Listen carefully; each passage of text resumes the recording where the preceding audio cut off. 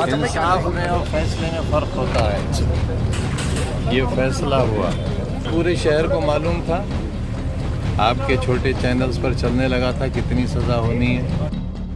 बेटे अब्दुल्ला आजम के 2 जन्म प्रमाण पत्र मामले में 7 साल की सजा होने के बाद समाजवादी पार्टी के कद्दावर नेता आजम खान के करीब 45 साल पुराने सियासी करियर पर ग्रहण लग गया है। ये दूसरी दफा है जब आजम खान को जेल जाना पड़ा है। इससे पहले उन्हें फरवरी 2020 में पत्नी तंजीन फातिमा और बेटे अब्दुल्ला आजम के साथ जेल जाना पड़ा था। तब उन्हें 27 महीने तक सीतापुर जेल में रहना पड़ा था और वो 2022 में जमानत पर बाहर आ पाए थे। अब एक बार फिर आजम खान जेल में हैं, तो ये सवाल उठने लगे हैं कि आजम खान के अरबों की संपत्ति और उनका अगला सियासी वारिस कौन होगा। जानकारों के मुताबिक आजम खान अपनी सियासी विरासत अपने छोटे बेटे अब्दुल्ला आजम को सौंपना चाहते थे, लेकिन बेटे को कम उम्र में चुनाव लड़ाने के चक्कर में 2 जन्म प्रमाण पत्र बनवा लिए और पत्नी बेटे के साथ 7 साल की सजा पाकर जेल चले गए। लिहाजा विरासत कौन संभाले, फिर वही सवाल खड़ा हो गया। जानकार ये भी कहते हैं कि आजम खान के बड़े बेटे राजनीति में ऐसी कोई दिलचस्पी नहीं है और आजम परिवार बहू को सियासी बागडोर सौंपना नहीं चाहता। किसी और को आजम ने अपने कार्यकाल में इतना आगे बढ़ाया ही नहीं कि वो उनका सियासी वारिस बन सके। लिहाजा वो कौन है जिसके सिर पर आजम खान की सियासी साम्राज्य और उनकी संपत्ति का सेहरा सजेगा। समाजवादी पार्टी नेता आजम खान का करीब 45 साल पुराना सियासी करियर अब ढलान पर आ चुका है।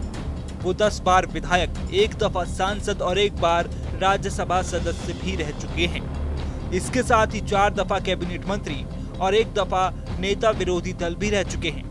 वहीं उनकी पत्नी तंजीन फातिमा को 1 बार राज्यसभा का सदस्य और 1 बार उपचुनाव में विधायक बनने का मौका मिल चुका है।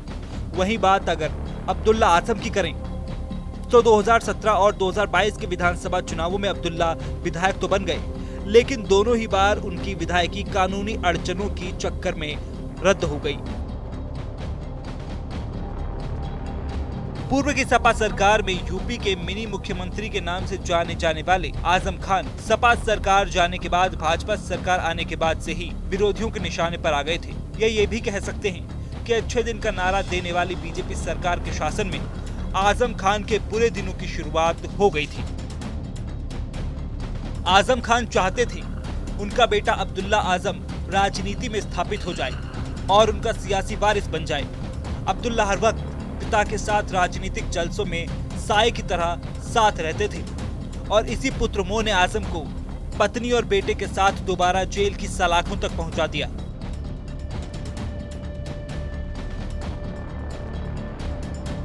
आजम खान के परिवार पर गौर करें तो उनके बड़े बेटे अदीब आजम खान की राजनीति में कोई दिलचस्पी नहीं है और उनके दूसरे बेटे अब्दुल्ला अब क्योंकि जेल जा चुके हैं तो ऐसे में वो भी चुनाव नहीं लड़ सकेंगे। कुल मिलाकर आजम खान के परिवार में उनके बड़े बेटे की पत्नी यानी आजम खान की बहू ही सियासी तौर से मैदान में उतरने लायक बचती है। लेकिन आजम परिवार कभी घर की बहू को सियासी बागडोर सौंपने के हित में नहीं।